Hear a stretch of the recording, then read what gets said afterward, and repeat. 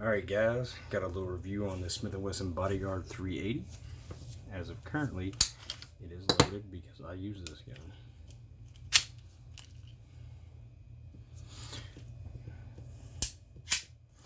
Alright, so start off impressions. It's a really good gun. It is one of the best guns. It does have its flaws. There are some pretty considerate flaws, so you'll have to consider them for yourself depending on which one you want. Now, the Smith & Wesson M&P line is arguably some of the most reliable pistols out there. I couldn't even tell you how many I own, 5 or 6. Each one has run flawlessly. This is my first Bodyguard, but it tends to be a pattern with these guns. Smith & Wesson doesn't put out junk. It's a good price point. You can find this under $300 if you look. I think I paid like $275 for it. This is the flat dark earth. They come with lasers, I think different colors. I could be wrong on that, but some of the features. Now for the pros, it's reliable, it's durable for a little pistol, and it's decently accurate. Now the accuracy for the cons, the trigger, and I painted the sight, by the way. I used this little sight paint. I've got a review on it coming up. It's got usable sights, but the trigger is a lot like a revolver. It is a long double action. Anytime I press the trigger, it's just a habit.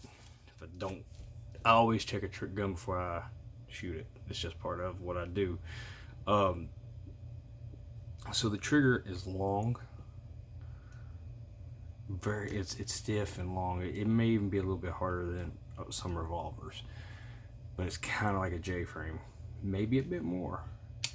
It's usable, but it's going to take practice. It's got a long break. It's going to break way back here, so when you get this, you need to really pull it back. See, I mean, almost all the way to the end. Now it's got a crisp and clean break, but you can't, it's hard to spot. It's a lot like a revolver. The safety, one of the biggest cons about it is the safety. It is the most unusable safety you've ever seen. This is pretty much a store safety. Never put it on because you cannot get it off. I mean, it's got almost nothing to it. I mean, I guess if you got ultra lucky, you could hit it off, but I'm telling you, you have to just lock the knuckle in there just perfectly and put down the right amount of force. It's unusable. This is like if you're carrying it like this, pretty much. You know, you don't want to shoot your finger off. It locks the gun up. Although you should use better mechanics. I'm just saying, it is unusable. Field stripping. It's very simple, as much as most guns. This is a little gun that will hold up quite a few rounds. I've got probably 300 rounds through it, and I haven't had a single issue. I've shot it dry. Texture on the grip, it's okay. Say it's unloaded.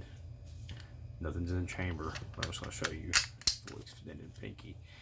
And you know what I'm saying? You got a decent little grip, and your grip will hold off, but you can control this. It's snappy, but the little bit of grip and everything in little finger grooves allows you to get a pretty good purchase. Magazines pop right out of there. Smith & Wesson, nice little magazines. Comes with, I think, 2 of these. I could be wrong on that. You know, double check it. It is just one heck of a good little pistol. It could arguably be the best. I haven't had the trigger time with the Smith & Wessons, or not Smith & Wessons, but the Springfield 911 model guns.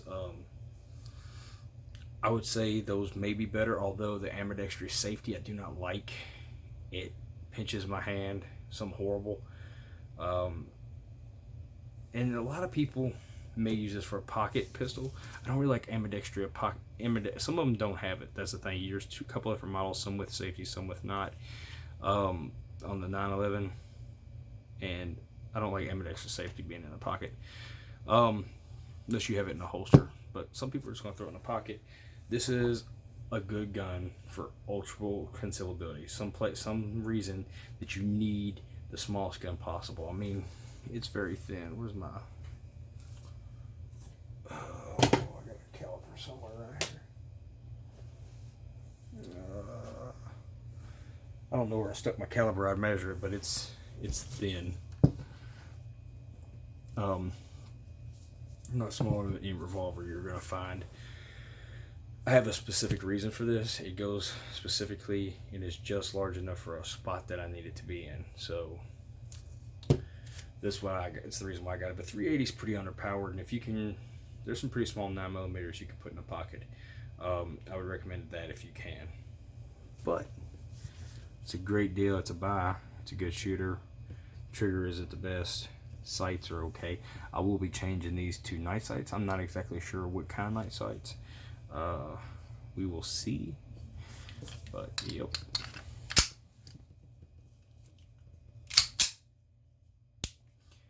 Trigger's long enough to where I'd say as much as any gun, you wouldn't have to worry about it going off on accident, but you know, obviously keep your gun safe. Alright guys, that's it for this review.